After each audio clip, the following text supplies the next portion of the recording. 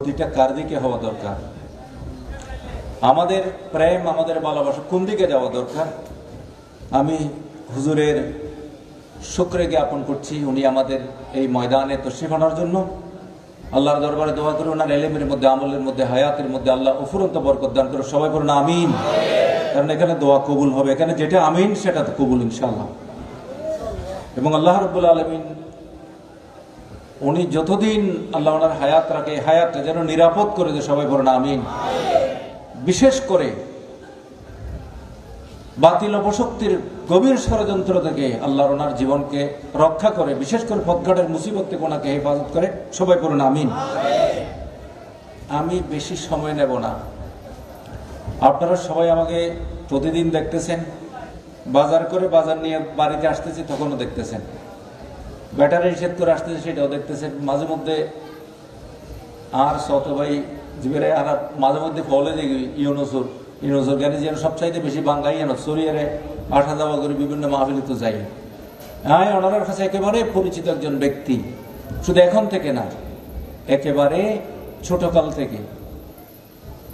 আপনারা আমাকে এত চিনেন, এরকম চেনা মানুষ আর কম চিনে। কারণ আমার কৈশোর জীবন থেকে সবে মাত্র কৈশোর জীবন শেষ হচ্ছে। আমি ক্লাস 9-এ এই মসজিদে আমি জুমা পড়াইছি।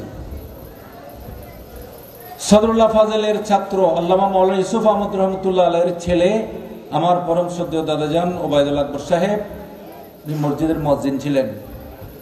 আমার এখনো মনে আছে, তখন থেকে আমি এই মসজিদে, এই মাটির ঘর মসজিদে আমার যেগুলো মুসল্লি ছিল, আপনারা যারা এখানে আছেন আপনাদের সকলের মুরব্বী ছিল এরা। তন্মধ্যে একজন হচ্ছে আলহাজ মোহাম্মদ নাদরুজ্জামান তালুকদার, যে আমি প্রতি শুক্রবার আসলে অন্তত হয়তো এদের ঘরে মেহমান হতাম, না হয় বদিউজ্জামার ঘরে মেহমান হতাম, না হয় আর বদ্দা খালেক সহ ধরনের মেহমান হইতাম। আর সানাস্তার তসিবানও আছে জোরে পড়ুন সুবহানাল্লাহ। সুতরাং আরো যদি খনিকে নোয়া করে এই এলাকার পরিস্থিতি দিতে চাই, আর ইয়ান ব্যাপার আমরা চিন্তা করণ করি। আজিয়া ঈদে মিলাদুন নবী সাল্লাল্লাহু আলাইহি ওয়াসাল্লাম গোলামায়ে কেরাম আছে বেশি ভূমিকার কেজেতে লম্ব হয়ে যাবে যদি কার অনুরোধ জানেন। আর গলার ব্যাটারির চার্জ সিবের নির্দিষ্ট সীমিত, আর সীমিত কথাবার্তা হতে পারি, কিন্তু যাতে কোনো বাতিল শক্তির অপশক্তির জোরালো গলাওয়ালা মানুষ সব মায়েরা হয় তাহার আবার চার্জ আল্লাহর পক্ষ তো নাই যায় দুর্বল সুবহানাল্লাহ। অনারার চকুর উদ্যোগ কোন দেন না কালামুল্লাহ শরীফের 40 পারা হইতে ধরে ফেলাই দি এবার মনে করছি তার ব্যাটারের চার্জ শেষ, সভাপতির বক্তব্য শেষ, এখন আজ যাতে আলোচনা করিবে তার কথা হতে না। ওনারা কইতে পারেন না এসব অন্বিত হতো না হাতে মুনাজাত না, ওনার আলোচনার পক্ষে আর আলোচনা আছে ওনার আলোচনার বিপরীতে। ইউন খোল্লা জমানার বর্তমান সময়ের বহুত বড় বড় ফির আল্লাহ এবং রসুলুর ইমান আকিদার পরিপন্থী যত বড় শক্তি হবো না কেন, আহলুস সুন্নাত ওয়াল জামাতের উত্তর হাসি কিছু নয়। এতলাই আহলুস সুন্নাত ওয়াল জামাত সহজে নজলে ইতারে ফিসি ফেলাইলেও কিছু হইতো না দুনিয়ার বেখন প্রশক্তি।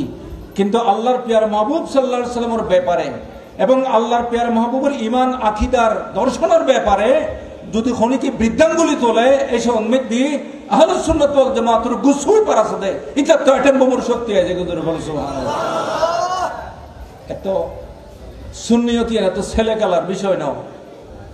সুন্নিয়ত শাহিন সাহেব বাগদাদের সুন্নিয়ত, গৌসুল আজম মাইজবান্ডারের সুন্নিয়ত, গৌসুল আজম বাবান্ডারের সুন্নিয়ত, শাহিন শাহ শ্রীকুটের সুন্নিয়ত, ইয়ানারা কে বুঝাবার কোনো সুযোগ কিয়ামত পর্যন্ত যুগে যুগে আপন আপন সময়ে বাতিল অপশক্তির পদচারণ হইব। তৎসময়ের হুবহু সময়ের মর্দে কলন্দর মর্দে মুজাহিদ ওদের সময় মতো দাঁত ভাঙ্গা জবাব দিব জোরে বলেন সুবহানাল্লাহ। হয়তো ভাঙ্গা ঘরত থাকিব, হয়তো ফুটফাতত থাকিব, কিন্তু মওলা এটার এমন শক্তি দান করছে যে শক্তির হাতে দুনিয়ার কোনো শক্তি কিচ্ছু নয়। প্রমাণ করে দিয়ে দেন না, ইমাম শের বাংলা প্রমাণ করে দিয়ে দেন না, গৌসুল আজম মাইজবান্ডারির 12 খাসারির 1 খাসারির